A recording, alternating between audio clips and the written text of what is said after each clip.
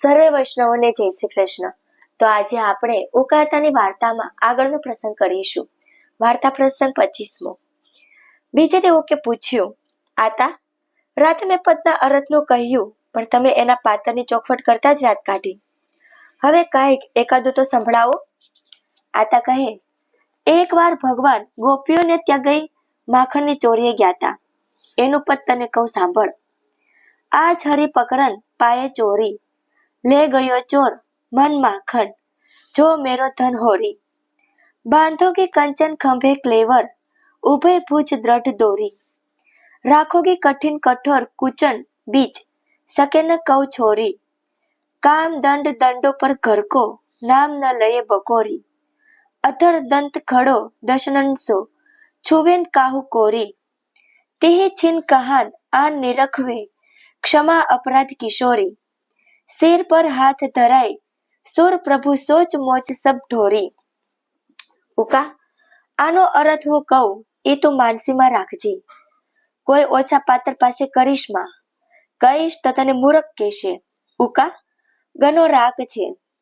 ભગવાનને સોરી કરતા ગોપીએ ઓસિંતા આવીને પકડ્યા. પછી કહે છે, આજ તો હું તમારે માથે ન થવાની કરીશ.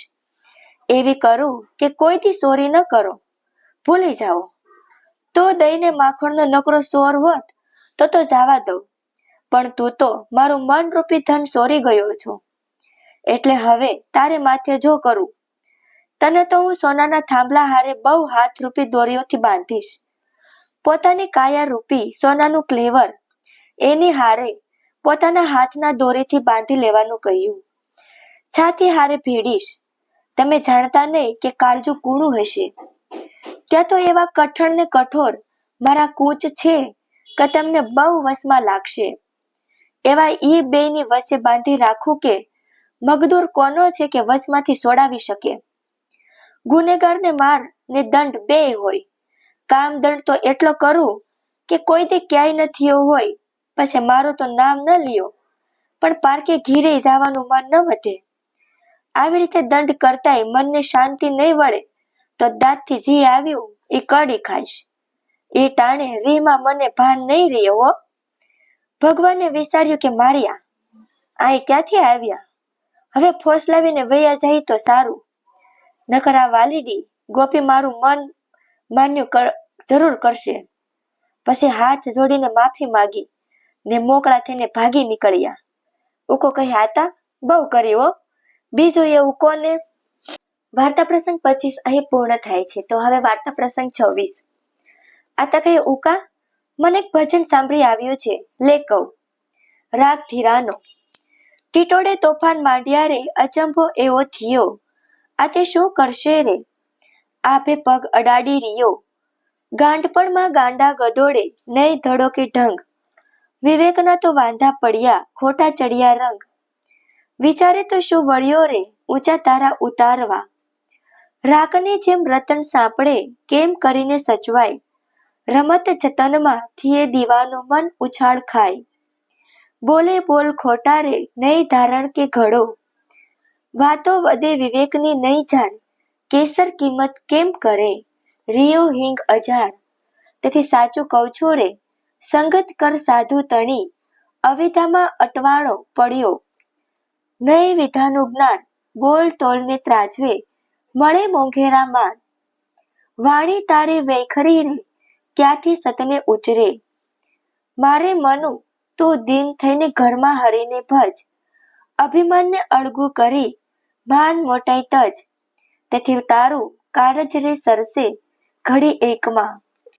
જેવમાં કોઈ સામર્થ નથી, તો એ અભિમાન એટલું બધું કે આપ સમા પગ ઊંચા રાખીને સૂવે છે, જાણે કે હું આપને અધર રાખીને સૂતો છું.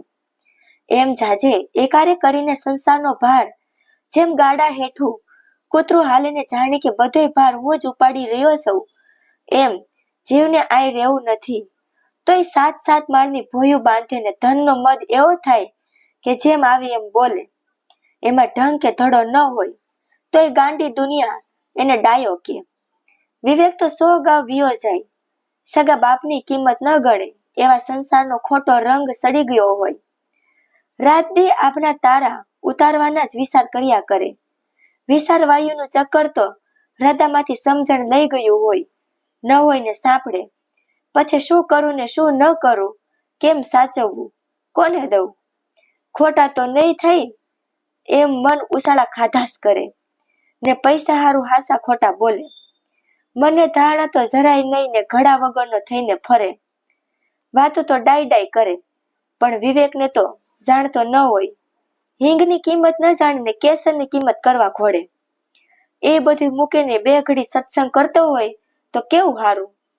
અવિધા તો હાડો હાડ ભરી હોય, એમાં કિંમત એના બોલ ઉપર થાય. બોલે માણસ ઓળખાય. ઉકા એક વૃથા બકવાસ કરતા હરિગુણ ગાતો હોય તો કેવું સારું. માન મોટાઈ કાંઈ અવિચળ રહે છે, દેહ હારે અનોય લય થાય છે. તો વાર્તા પ્રસંગ 26 અહીં પૂર્ણ થાય છે. જો તમને ઉકાતાની વાર્તા પ્રસંગો સારા લાગ્યા હોય તો ચેનલને લાઈક કરવાનું, શેર કરવાનું અને સબસ્ક્રાઇબ કરવાનું ભૂલતા નહીં. તો હવે આગળના ભાગમાં આગળના પ્રસંગો કરીશું. તો સર્વે વૈષ્ણવોને જય શ્રી કૃષ્ણ.